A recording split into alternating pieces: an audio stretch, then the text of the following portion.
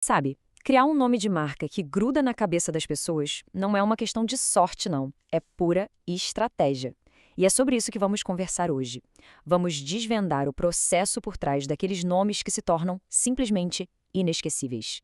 Quem nunca passou por isso, né? A pressão de ter que escolher um nome, seja para um projeto novo, para uma empresa, é uma angústia quase universal. É aquela busca incessante pela palavra perfeita. A verdade é que a maioria das pessoas não tem esse dom de nascença, e é por isso que confiar só na intuição ou na sorte raramente dá certo. E é aqui que a gente começa a clarear as coisas. O material que braseia a nossa conversa de hoje traz uma analogia, olha, perfeita. Nomear uma empresa sem critério é como tentar ir para Campinas e sem mapa, sem GPS, acabar em Bauru. Você sabe o destino, mas não faz ideia da rota. Qual o resultado? Tempo perdido em um lugar totalmente diferente do que você planejou. E isso nos leva direto para a primeira parte da nossa conversa, o que a gente pode chamar de o labirinto dos nomes. É exatamente aqui que a maioria se perde, sabe? Seguindo um caminho que até parece lógico, mas que, no fundo, está completamente furado. E o pulo do gato está aqui. O maior erro mais comum de todos é pular direto para o brainstorming, para a chuva de ideias de nomes, antes de definir um conjunto claro de critérios. Sem uma régua para medir as ideias, o processo vira um caos, uma confusão de opiniões subjetivas. E essa imagem aqui ilustra essa diferença de um jeito brilhante. De um lado, a preferência pessoal, subjetiva, arbitrária e, olha, uma receita para briga sem fim na equipe. Do outro, uma abordagem guiada por critérios, objetiva, estratégica e que direciona a decisão de um jeito lógico. É a diferença entre discutir, eu gosto desse, e discutir, esse aqui funciona.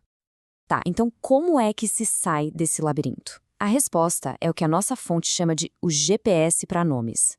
Uma abordagem que coloca os critérios em primeiríssimo lugar. A mudança parece pequena, né? Mas os efeitos são gigantescos. O processo errado começa com a criatividade solta e depois tenta encaixar a estratégia à força. O processo certo inverte essa lógica. Primeiro a gente define o que um bom nome precisa fazer e ser. Só depois a gente começa a criar. Isso economiza um tempo precioso e evita discussões que não levam a lugar nenhum. E por que isso é tão poderoso? Porque os critérios se tornam o padrão objetivo, a nossa régua. Eles transformam completamente a conversa. Em vez de ficar no campo da opinião pessoal, a equipe passa a avaliar se um nome atende aos objetivos estratégicos que todo mundo concordou lá no início. Bom, agora que o processo está claro, vamos mergulhar no primeiro e, talvez, o mais importante dos critérios: a memorabilidade. Afinal, como é que se cria um nome que as pessoas realmente lembram? Ser memorável não é só sobre ser reconhecido, sabe? É sobre fazer alguém parar um segundinho e pensar. E mais importante, é ficar na mente dessa pessoa muito tempo depois do primeiro contato. Memória é um ativo valiosíssimo. A pesquisa que a gente está analisando aqui identificou vários dispositivos linguísticos que podem, literalmente, turbinar a capacidade de um nome de marca ser lembrado. Vamos dar uma olhada em alguns dos mais interessantes e ver como eles funcionam na prática. Então vamos lá, bora abrir essa caixa de ferramentas. A gente vai ver rapidinho como cada um desses dispositivos é aplicado por marcas reais para se tornarem, inesquecíveis.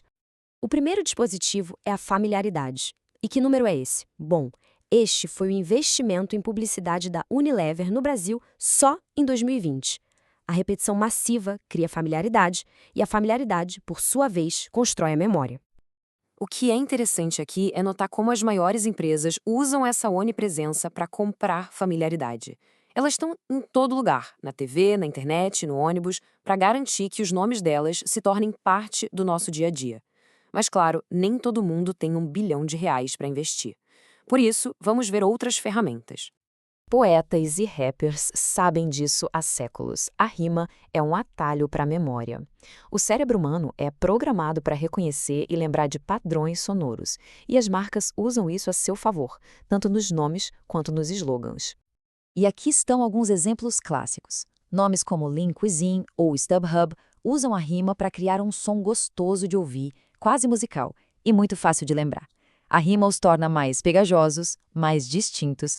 Outra técnica poderosa é usar uma grafia inesperada.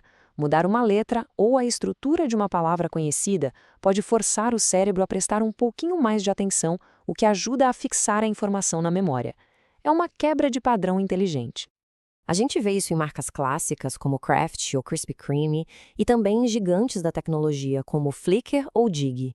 E olha que curioso, até o Twitter começou como Twitter, sem as vogais. É uma forma de se destacar visualmente e ser lembrado por isso. Onomatopeia. A palavra parece complicada, mas a ideia é super simples. São nomes que imitam o som daquilo que representam. É uma ferramenta incrivelmente eficaz, porque o próprio som do nome já comunica um benefício ou uma característica do produto. Pensa em Zipcar. O zip soa rápido, ágil. Ou Twitter, que lembra o som de um pássaro, um tweet de informação. O nome por si só já conta uma história. É comunicação instantânea. E o estudo dos sons revela uma coisa fascinante. Nomes que começam com consoantes duras, como K, P ou T, são percebidos como mais marcantes. Esse gráfico compara Kraft, com o seu K forte, a Mondelez, que tem um som inicial mais suave. A diferença na percepção de quanto o nome gruda na mente é notável. Isso não é nenhuma novidade. George Eastman, o fundador da Kodak, disse isso lá nos anos 1880. Ele escolheu o nome Kodak, em parte porque a letra K era, nas palavras dele, forte e incisiva. Ele sabia por pura intuição o que a pesquisa moderna viria confirmar mais de um século depois. Genial, né? E assim, a gente fecha o ciclo. Saímos da ideia de que escolher um nome é um ato de sorte ou de gosto pessoal para um entendimento de que é um processo deliberado, estratégico, baseado em critérios claros e em ferramentas que já foram testadas e comprovadas. Portanto, a questão final a se fazer não é qual nome soa mais bonito, mas sim qual nome funciona melhor. Ao olhar para essa caixa de ferramentas que a gente abriu, rima, som, ortografia, a pergunta que fica é: quais delas poderiam ser usadas para construir não apenas um nome, mas um ativo estratégico e memorável para uma marca?